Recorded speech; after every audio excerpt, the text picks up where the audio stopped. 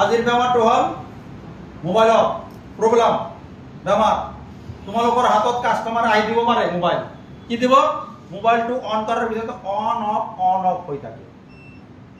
On of বেমাৰ ৩-৪ প্ৰকাৰ আছে। এই বেমাৰটো ৩-৪টা প্ৰকাৰ আছে। এই বেমাৰটো চাই ক'ব লাগিব কোনটো এই অন অফ বেমাৰটো কোনটোৰ পৰা আহিছে। এইটো মোবাইল হাতত লৈ ক'ব নোৱাৰা। হাতত লৈ পাবা কি মোবাইল অন কৰাৰ পিছত অন অফ অটোমেটিক ৰিষ্টাৰ্ট হৈ যাচ্ছে। ঠিক আছে, হয় না নহয়? এনেকুৱা পাবা। তোমালোকে মেকআপ দুটা আশা পাইছা, কিন্তু যেতিয়ালৈ মেকআপ নাই তেনেহ'লে পাৱা নাই। পাবা এই বেমাৰটো বহুত হয় যে মোবাইল অন কৰাৰ পিছত অন অফ হৈ থাকে।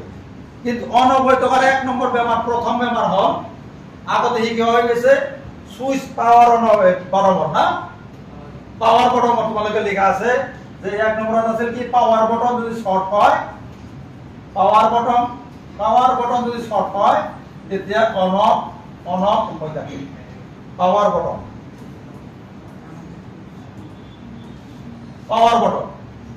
বটন কিন্তু এইটো আমি পাৱাৰ বটনৰ টপিক আজি নহয়। এটাও কিন্তু এই অন অফৰ প্ৰব্লেম হয়, কিন্তু এইটো পাৱাৰ বটনটোৰ আজি সেইটো টপিক নহয়। আজি বেলেগ টপিক অন অফৰ টপিক 3টা আছে। 3টাই দিম আজি, শেষ কৰি দিম। এটা হ'ল পাৱাৰ বটন যদি শৰ্ট থাকে, 1 নম্বৰ পাৱাৰ বটন যদি শৰ্ট থাকে,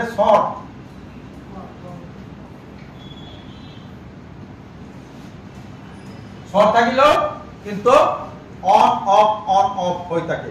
পাৱাৰ বটন শৰ্ট থাকিলে পাৱাৰ বটনৰ লাইনত যি ক্যাপাসিটৰ আছে ইও যদি শৰ্ট থাকে তথাপি অন অফ হৈ থাকে। পাৱাৰ বটনৰ লাইনত যেটো পাৱাৰ আইসিৰ ভোল্টেজটো গেছে, সেই পাৱাৰ আইসিৰ ভিতৰতো যদি সেই লাইনটো শৰ্ট থাকে তেতিয়াও কিন্তু অন অফ হৈ থাকে। এটো পাৱাৰ বটনৰ তো গল 1 নম্বৰ। বুজি পাইছা? এতিয়া পাৱাৰ বটনৰ যদি শৰ্ট থাকে তুমি কেনেকৈ গম পাবা পাৱাৰ বটন অন শৰ্ট? তেতিয়া তুমি যদি মোবাইলত চাৰ্জত বহা, অন অফ অৱস্থাত মোবাইলটো চাৰ্জত বহাইছা, চাৰ্জত বহাৰ পিছতেও অন অফ চাৰ্জ শো কৰিছে, শো কৰাৰ লগে লগে কিন্তু অন অফ হৈ যায়, আকৌ অন হৈ যায়, অফ হৈ যায়, অন হৈ যায়। যেতিয়ালৈকে মোবাইলত চাৰ্জ থাকে তেতিয়ালৈকে অফ কৰিয়ে থাকে। আকৌ অফ কৰি দিলে এখন নহয়, চুপ থাকে। তেনেহ'লে এইটো হ'ল অন কৰাৰ পিছতে অন অফ হৈ থাকে, সেইটো বেলেগ। আৰু অটোমেটিক চাৰ্জ থাকিলে অন অফ হৈ থাকে, এইটো বেলেগ। ধৰি লোৱা মই এই 1 নম্বৰটো কৈছো। 1 নম্বৰটো হ'ল মোবাইলৰ বেটাৰী চাৰ্জ থাকিলে, চাৰ্জ যিমান টাইম আছে সিমান টাইম অন অফ হৈ থাকিব। মনত ৰাখিবা, বেটাৰীৰ চাৰ্জ থাকিলে অন অফ হৈ থাকে। তেতিয়া বেমাৰটো কি হ'ব? বেছিভাগ আমাৰ এই পাৱাৰ বটনৰ বেমাৰ হ'ব। এতে পাৱাৰ বটন সেকশন করলে তুমি এটা করলে কি হবা? যদি আমি প্র্যাকটিক্যালত দেখাই দিও একটা রেজিস্টার, সিরিজত একটা রেজিস্টার আছে, মই লগাই দিলো আর হয়ে গেল। কিন্তু সিরিজের রেজিস্টার ভালো থাকে, যদি বটনের ভিতর কার্বন করে থাকে, যদি সিরিজত ক্যাপাসিটর থাকে, প্যারালাল যদি শর্ট থাকে, এটা শিকাই দিবে যদি প্র্যাকটিক্যালত শিকাও। এই সেকশন ধরমালা কইতে সেকশনত যিমান কেটা কম্পোনেন্ট আছে, সেকশনত কম্পোনেন্ট কি আছে? 1 নম্বর এটার বটন টিপস আছে, তার পিছত পাবা পাতার পিছত পাবা কানেক্টরের পিছত পাবা কি সিরিজত রেজিস্টার 1 কিলো রেজিস্টার আছে, তার পিছত পাবা তাতে ক্যাপাসিটর আছে, প্যারালালত ক্যাপাসিটর আছে। ক্যাপাসিটর পার হয় পাবা কি তোমার কোনটা ডায়োড থাকে, রেকটিফাইড ডায়োড থাকে, হিটর প্যারালালত থাকে। কি বেয়া হলো সব দিলে কিন্তু অনবরত হয়ে থাকিব। তার পিছত পাবা আইসির ভিতর ট্রেক যদি শর্ট হয় তেতিয়াও কিন্তু অন অফ হয়ে থাকে। এটু বেমার কি আমার মোবাইলের চার্জ থাকিলেই হব। মোবাইলের ব্যাটারি চার্জ আছে মানে কি অন অফ করে থাকিব, তাহলে আমার ধরবা লাগবো প্রায় হেটুই হব পারে। হ্যাঁ, 1 নম্বর বুঝি গেল। এটা আমার 2 নম্বর, এটা বুঝি গেল। আর এটা 1 নম্বর বুঝি গেল। এবার 2 নম্বর তো দিন। 2 নম্বর মানে এটু 2 নম্বর নয়, 1 নম্বর নয়, তো নম্বরে নিয়ে সিরিয়াল দিয়েছো তুমি, এগুলা আগা বাসা করিব পারিবা। এটা গণনা হল। আর একটা অন অফ আছে, মোবাইলের ব্যাটারি চার্জ আছে কিন্তু অন হওয়া নাই, তুমি টিভি দিছা অন হল, অন হওয়ার পিছতে অন অফ করতে থাকে। এটা কিন্তু বেলেগ সোয়া, আগতো চার্জ থাকিলে অন অফ, এটা কিন্তু অন করিছা হাতে দি করার পিছতে অন অফ হয়ে আছে। বুঝি পাইছা? আগত টিভি ধরে অফ করে রাখিলে, বহুত সময় ধরে রাখিলে অফ হয়ে গেলে অন হয়, কিন্তু অন করার পিছতে অন অফ হয়ে থাকে। এটা এটু কি করিম আমি যিকোনো অন অফ হওয়ার লগে লগে এটুই হোক সফটওয়্যারে হোক যিকোনো অন অফ হওয়ার লগে লগে আমি কি করিম আমি এক নম্বরত এটু এক নম্বর কি করি প্রথমতে ফার্স্ট আমি এই মোবাইলটো চার্জত দি চাম।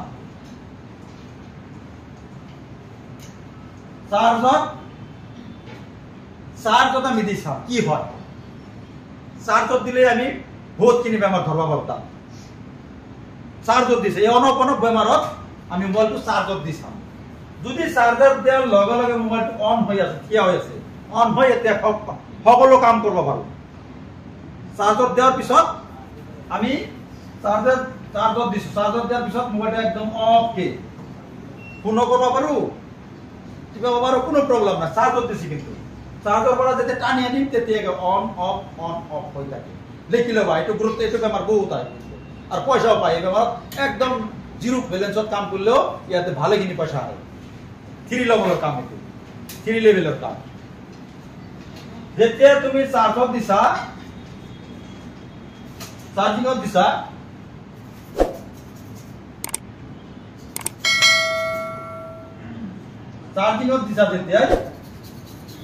তেতিয়া ওকে একদম ওকে চলি আছে মনত রাখবা সকলে ওকে চলি আছে। তাহলে এই মোবাইলটোর বেমার হল এক নম্বরত প্রবলেম হল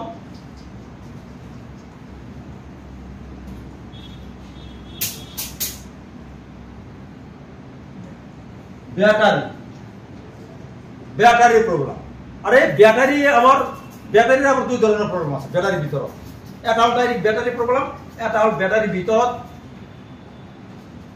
পিটিসি রেজিস্টার থাকে 0 অংশ ব্যাটারি সার্কিটত এই আছেছে এই আমার এখানে কি থাকিছে পিটিসি রেজিস্টার আছে না এই পিটিসি রেজিস্টার কোনবাটো এটা আছে কোনবাটো দুটা আছে। পিটিসি রেজিস্টার এই পিটিসি রেজিস্টার দা ফুল মিনিং কো পাওয়ার ট্র্যাকিং কন্ট্রোল বুঝি হইছে পাওয়ার ট্র্যাকিং কন্ট্রোল রেজিস্টার। ব্যাটারি ভাল থাকা অবস্থায় যদি রেজিস্টারটো বেয়া হয় ব্যাটারি ভিতৰত তেতিয়াও কিন্তু তোমার মোবাইল অন অফ হয়ে থাকিব। তুমি ব্যাটারি চেঞ্জ করে দিলেও ভাল তেতে পয়সাটো কিনে আনি দিবা লাগিব। আর যদি তুমি এই রেজিস্টারটো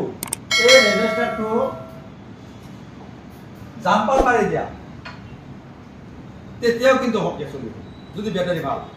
এই রেজিস্টারটো জাম্পার মারবা এই পিটিসি রেজিস্টার কত এটো এটো সাইড এটো সাইড বড় একটা জাম্পার পুরাই পেলাই দিলেও হবে। আর যদি নে দিয়া এনে দুই সাইডে জাম্পার মারি দিয়া ততাবি হয়ে যাব ওকে হই তেতিয়া এটোর প্রবলেম ব্যাটারি নাইবা ওই ব্যাটারি রেজিস্টার। ব্যাটারি ভাল আছে রেজিস্টারটো জাম্পার মারিলে প্রায় মোবাইলটো ভাল হয়ে যাব। এটো কিন্তু আইফোনত এমএমসি বুলিও কব পারে। এমএমসি আসলে র্যাম আইফোনত এর ভিতৰত আইসিও থাকে এটো এমএমসি নিশ্চয় তাৰ ব্যাটাৰিৰ হেলথ গুলো ভিতৰত ঘুমাই থাকে। হেলথ ব্যাটাৰিৰ হেলথ ভিতৰত থাকার কারণে স্টক থাকার কারণে তাক এমএমসি বুলি কয়। এমএমসি মানে মেমোরি। এটো আইফোনের ক্ষেত্র ইটোর ক্ষেত্র নয়। ইটোর ক্ষেত্র হল পিটিসি রেজিস্টার। এটা পিটিসি রেজিস্টার দুর্বল পিটিসি রেজিস্টার কেটে আচরণ করে তোমালোকৰ আগত শিকা হয়েছে যে রেজিস্টার দুই প্রকার ভেরিয়েবল রেজিস্টার। এইটো ভেরিয়েবল রেজিস্টারের নিচিনা কাম করে আর ভেরিয়েবল রেজিস্টার মোবাইলত নাই। এটো হ্যাঁ সিস্টেমত আছে কি থার্মাল রেজিস্টার। থার্মাল রেজিস্টারও ভেরিয়েবল রেজিস্টার নিচিনা কাম করে।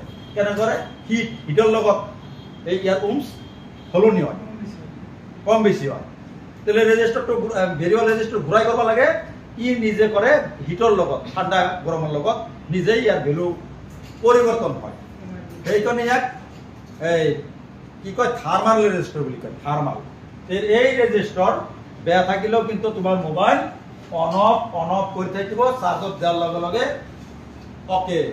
এইবিলাক পরীক্ষাটো আহে যে মোবাইল অন অফ হয়ে আছে চার্জত দেওয়ার লগে লগে ওকে তাহলে মোবাইলের বেমারটো কি হয়েছে কি হব পারে।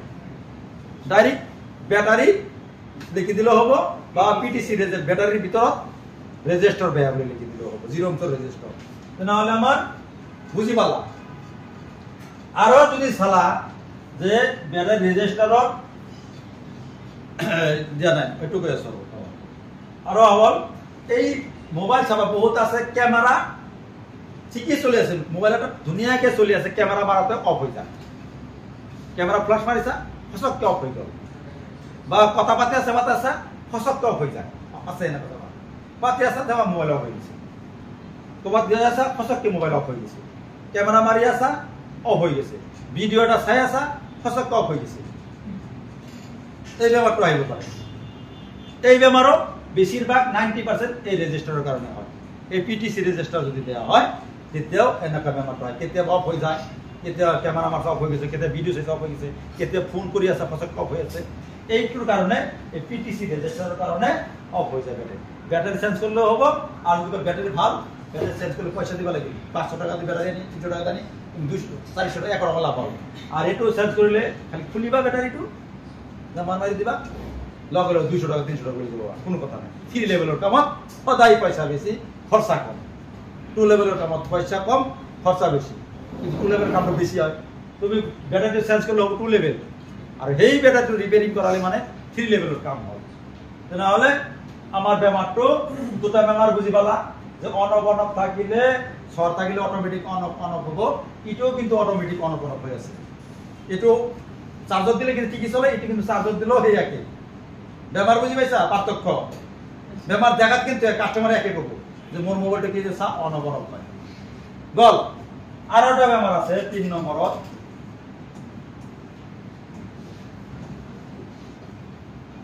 সফটওয়্যার সফটওয়্যারের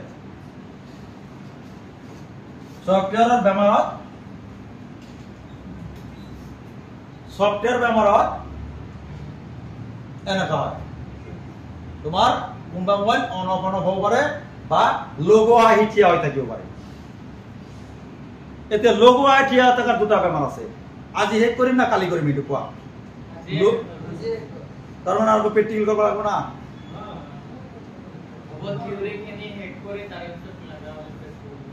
মানে প্র্যাকটিক্যালের কথা আছে সদায় আমার বছর বড় কমপ্লেন খালি বলে থিওরি দাও প্র্যাকটিক্যাল নিয়ে দেও মানে এটু হল আমার অনবরত অনবরত হয়ে থাকে এটু কোনবাটো সফটওয়্যারও হয় তুমি এটু করিলা অনবরতম ওকে তেতিয়া তুমি এটু ওকে তেতিয়া কোনবাটো কেতিয়া অনব হয় অফ অন হয় সফটওয়্যার প্রবলেম হয়ে যায় সফটওয়্যার মারিও বাট ভাল হব লাগে সকল ঠিক করার পিছত যদি হওয়া নাই তেতিয়া কিন্তু সফটওয়্যার মারবা লাগে